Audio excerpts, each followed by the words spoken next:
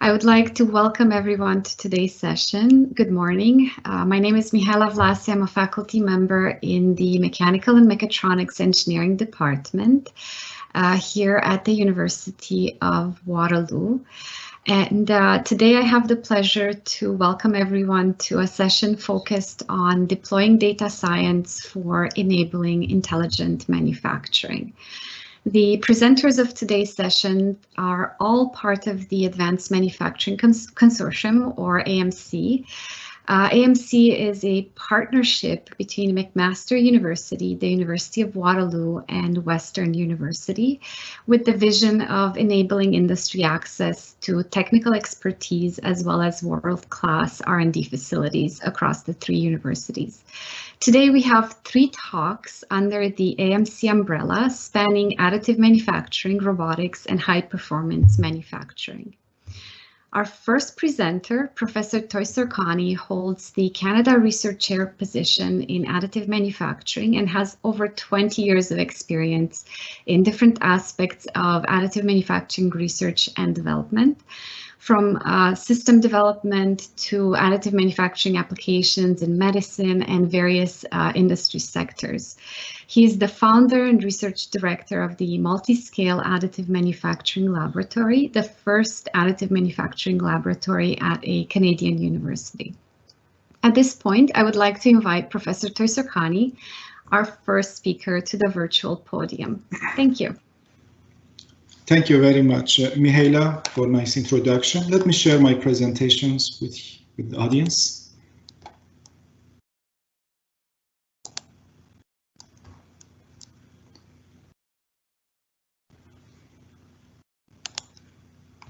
And as you are getting set up, I will raise my hand if I can, with about 3 minutes to go to the end of the time slot.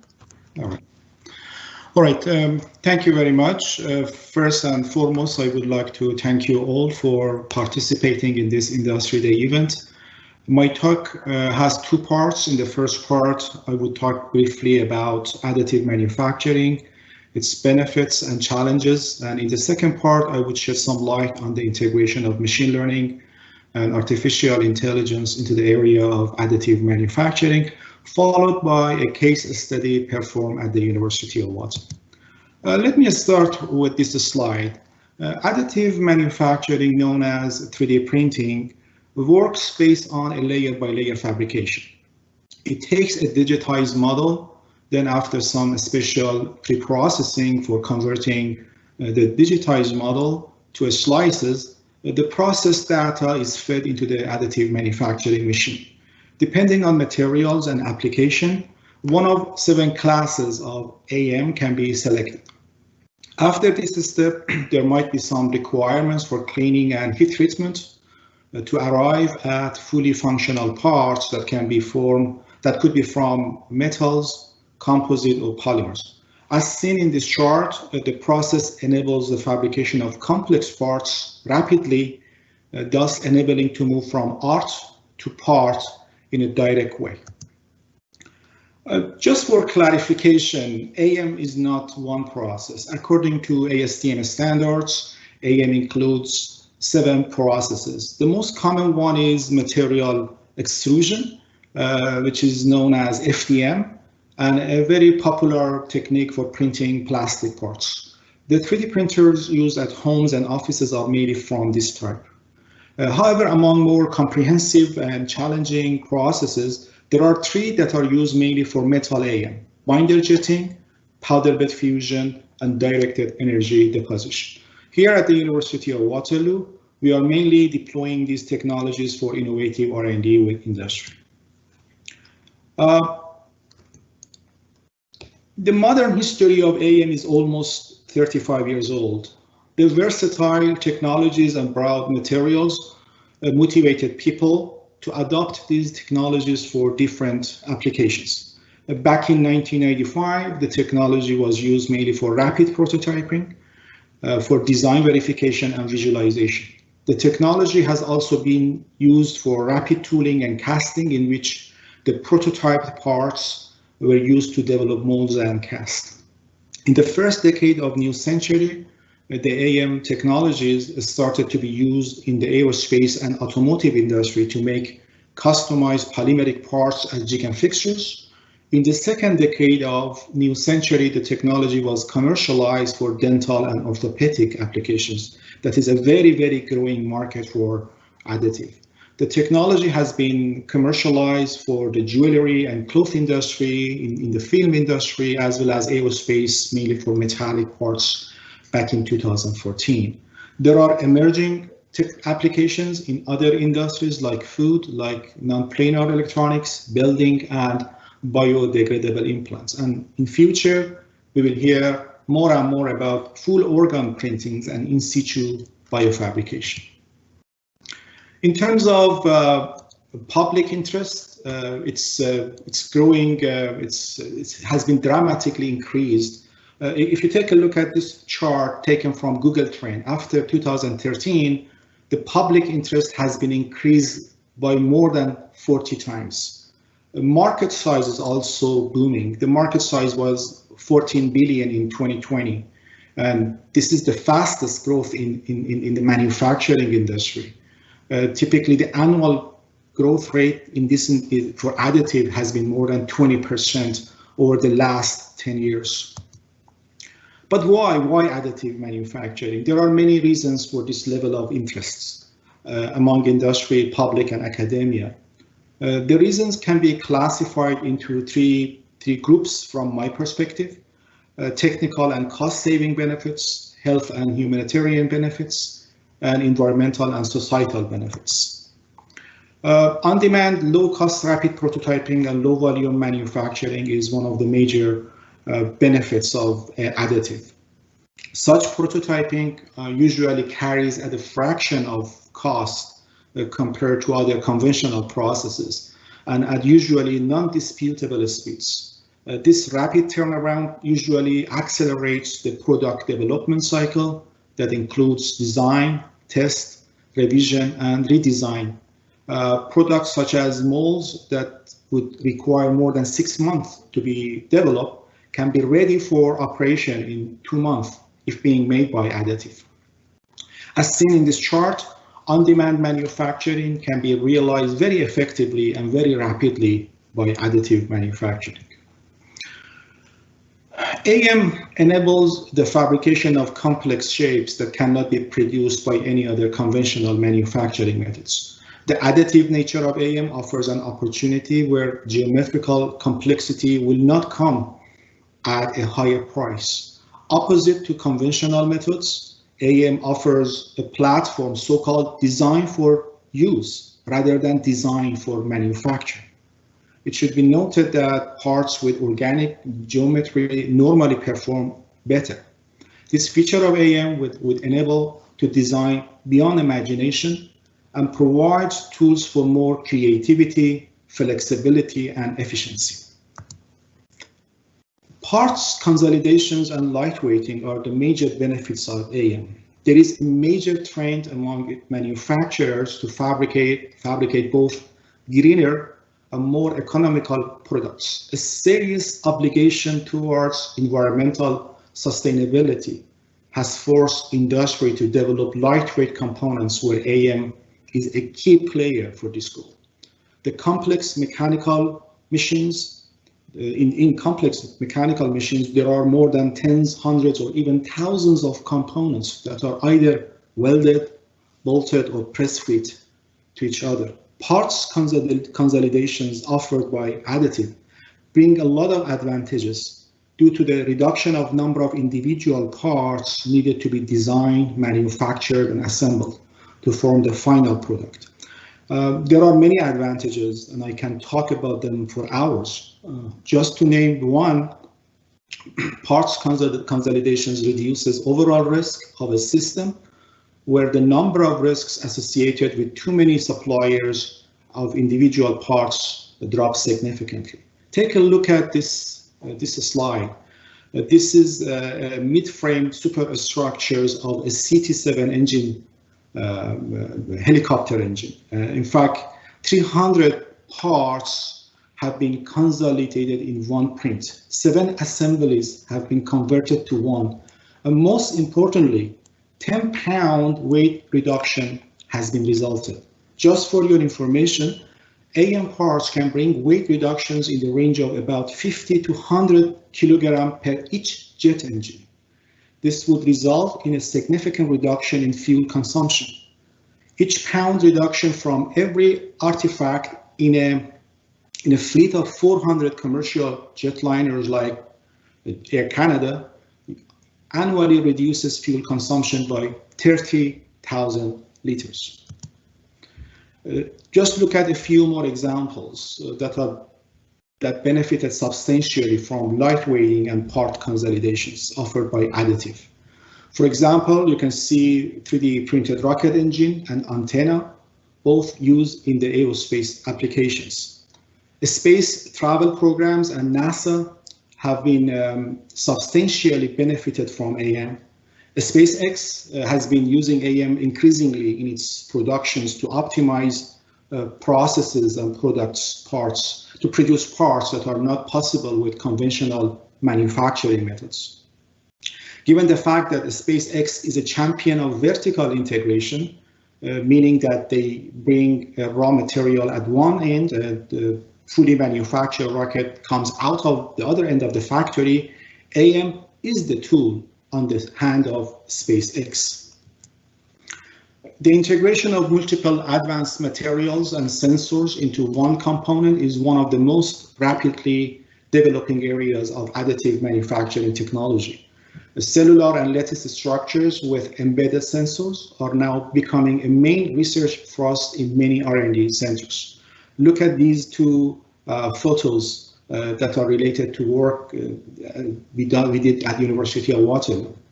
Smart tools with embedded fiber optic sensors that can measure force nearby the cutting edge. And the other one is a flexible sensor composed of graphene and silicon for wearable devices used in measuring force or pressure. These innovative products cannot be made with any other conventional technologies. Additive can be used for parts repair, refurbishment, and solid freeform fabrication. Machining errors at last-minute engineering changes can, in fact, affect on-time delivery of tooling and impact the kickoff date of a new product. AM can be applied as a safe technology to repair tooling, especially on critical contacting surfaces. AM in many cases can save high-value components that would otherwise need to be replaced. As seen in this slide, AM has been used in situ repair and freeform fabrication of features on previously fabricated parts by other methods. It can also be used for making legacy parts where the supply chain is not available anymore. Additive manufacturing offers a simpler supply chain. The recent pandemic has changed the mindset of governments, and they are now promoting local manufacturing to boost not only local communities, but also be ready for future crises. AM will play an important role in the realizations of local manufacturing because it comes with much simpler supply chain platform. In addition, more innovators and user entrepreneurs are turning into an on-demand manufacturers, utilizing the opportunities of access to flexible local production. Ladies and gentlemen, a shift towards local manufacturing has already begun. Additive would be a solution to supply shortages in critical crises. Interruption to the global supply chain during crisis can be catastrophic to the health and well-being of society. And as you know, AM in March 2020, in fact, we faced with pandemic when the entire, in fact, supply chain for PPE got altered. In March 2020, the 3D printing community got together to help in making medical devices during a very hectic period when medical centers were suffering from lack of PPE. In the Waterloo region, the 3D printing community got together and coordinated by a local company called Inksmith. In a short period of time, more than 200,000 face shields were made and donated to hospitals until the global supply chain started to provide supplies again. I'm very proud that the team at MSAM contributed to this goal significantly.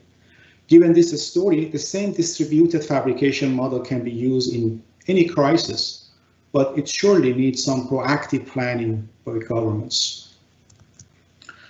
And the biomedical sector has been benefiting from AAM for almost 20 years. Customized prosthetics and implants are already being manufactured by AAM.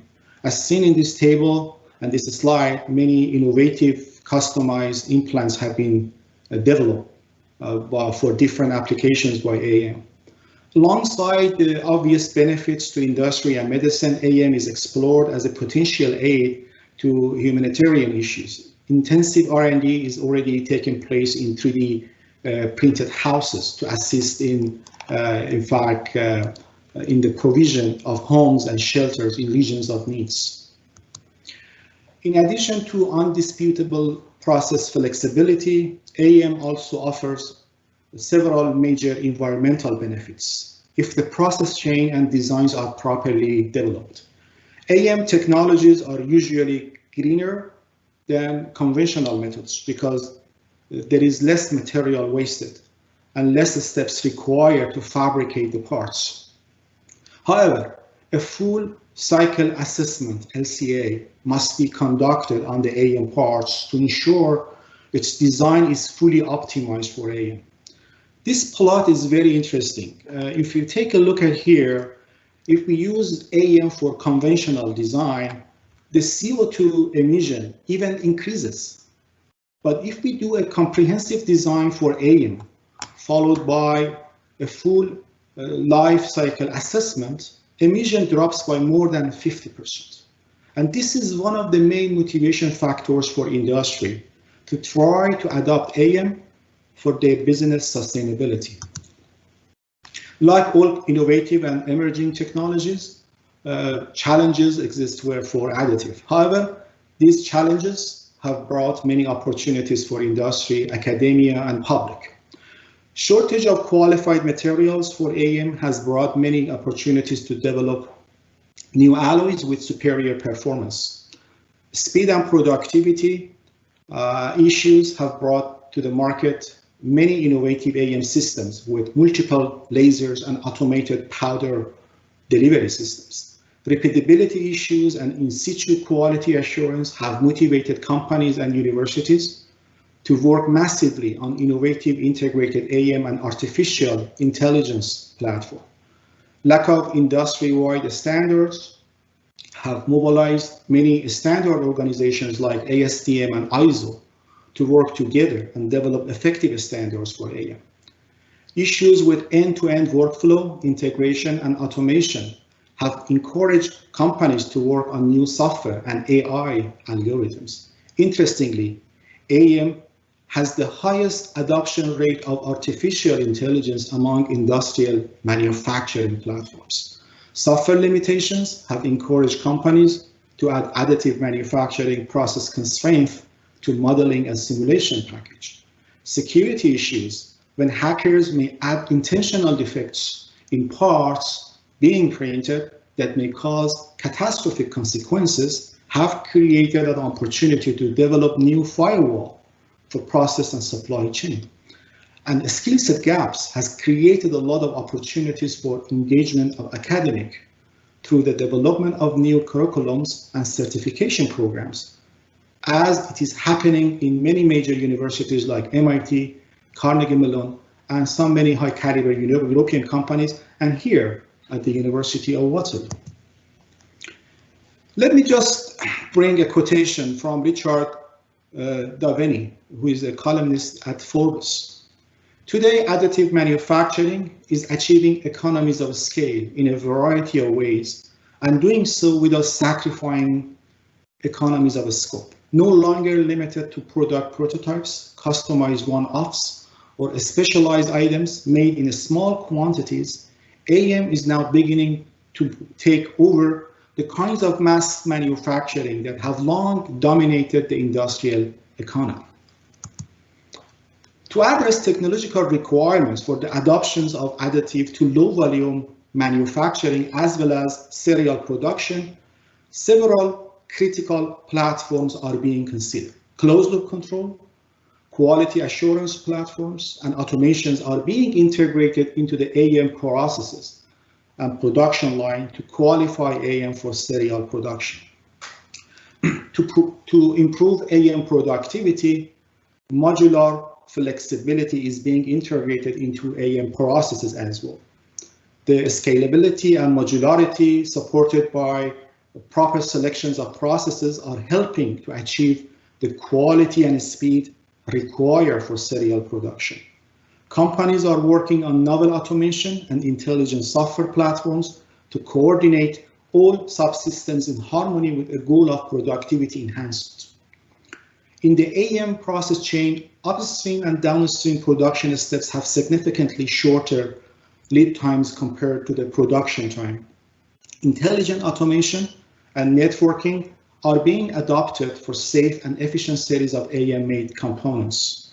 For industrial manufacturers, incorporating automation systems into AM production lines can lead to greater efficiency at each stage of production life cycle by replacing manual processes as establishing advanced tracking and analytics systems. In a nutshell, a greater efficiency, lower cost per unit, and active occupational health and safety can be achieved by integrating intelligent systems into AM processes and production line.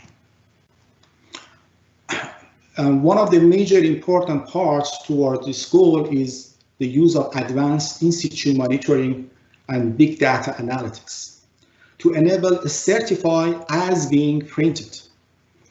Post-checking and not destructive testing like CT scanning are very expensive and time-consuming. There is a major trend in industry to enhance in-situ process monitoring, where several effective monitoring approaches for laser powder bed fusion, one of the main additive manufacturing technologies for metal printing, have been introduced. Among them, melt pool monitoring with photodiodes, as you can see in the left side, and optical tomography with CMOS and advanced cameras are being emerged substantially.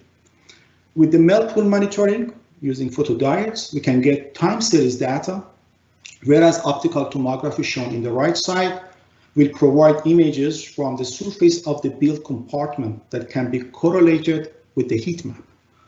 Both approaches are linked to artificial intelligence detection algorithms to identify defects in the part as they are being made. There are different methods to analyze the data collected from sensors and cameras when it comes to additive manufacturing. They can be categorized into two classes. The first class is analytical statistical techniques, and the second group is machine learning techniques. In the field of AM, almost 95% of analyses are under the analytical statistical techniques at the moment, and only 5% use machine learning for data analytics. However, in the recent years, more and more AI-based techniques are being used in the area of additive manufacturing. And I think in the next 5 years, this percentage should be changed substantially. There are several advantages for analytical and, in fact, if we get back to analytical and statistical techniques, such as they can easily deal with time series data when they offer less time-consuming algorithms for real-time control. However, challenges exist that are mainly related to how to calibrate them, as many parameters like emissivity factor are dependent on materials and processes. Machine learning techniques offer several advantages as well, such that they easily identify trends and patterns in images collected when they can handle multi-dimensional data. However, issues associated with how to access rich, substantiated, and reliable big data that covers all subharmonic and harmonic nature of system has created a problem to really deploy these techniques very effectively to AM. At the moment, there are at least 5 or 6 reported methods in the literature and in industry used in additive manufacturing. Convolutional neural network, CNN, support vector machine, SVM, K-means, principal components analysis, PCA, and also regression models have been used in additive to predict defects, such as lack of fusion, keyhole, track width, continuity, abnormal process, spatter formation, overhanging, and so on and so forth. So at the end, I would like to have one case study that is associated with, in fact,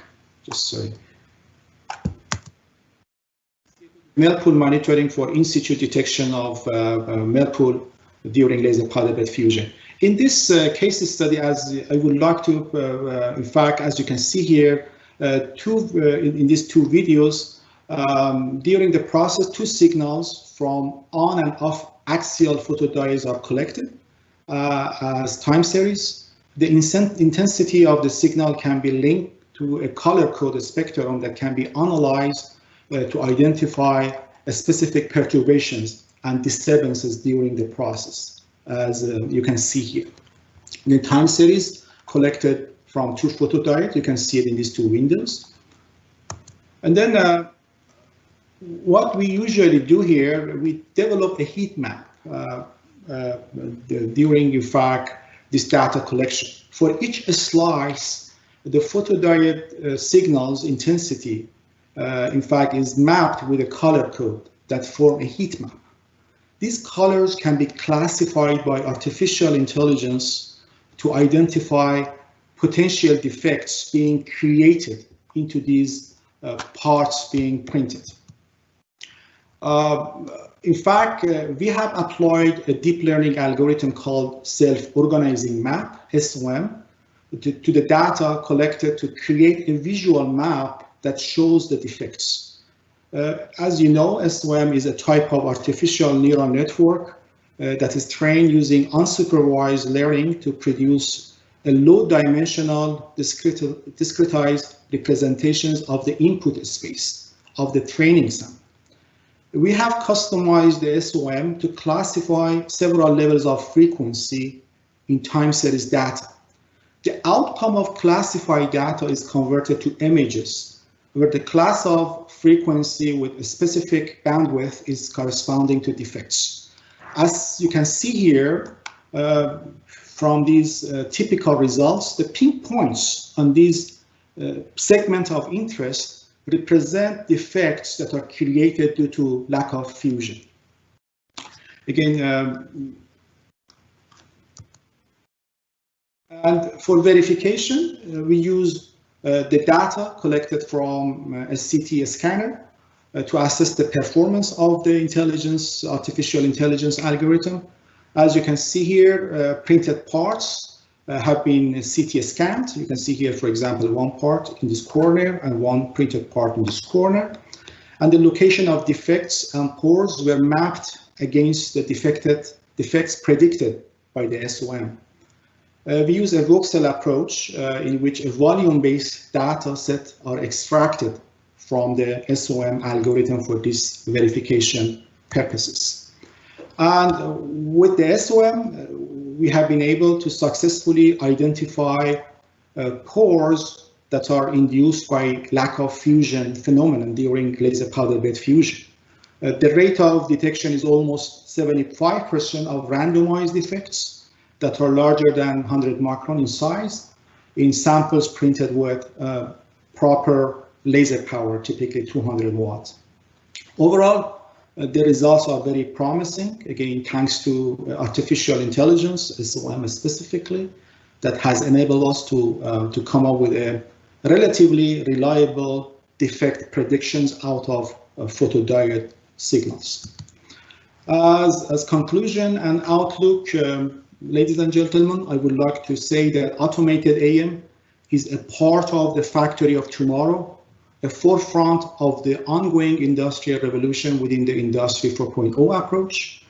Automation and intelligent software are being developed for AM to coordinate all subsystems in harmony with goal of productivity enhancement an automated material supply line for feedstock like powders, to manufacturing execution software for coordinations of AM systems and workflow stations, machine learning, as well as simulation, inline process monitoring software, and non-destructive testing are being developed to work hand by hand to oversee the AM process to correct errors and certify 3D printed parts in situ.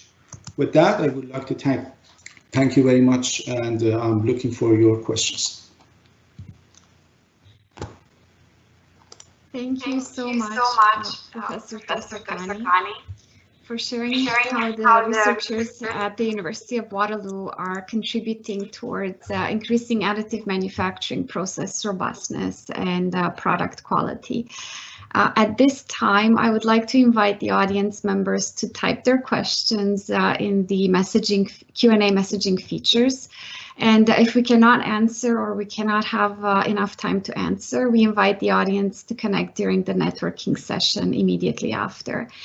So as the questions are coming in, I would like to ask Professor Toyserkani one question, which is, when do you foresee that the next generation of machines will include such intelligent data analytic tools?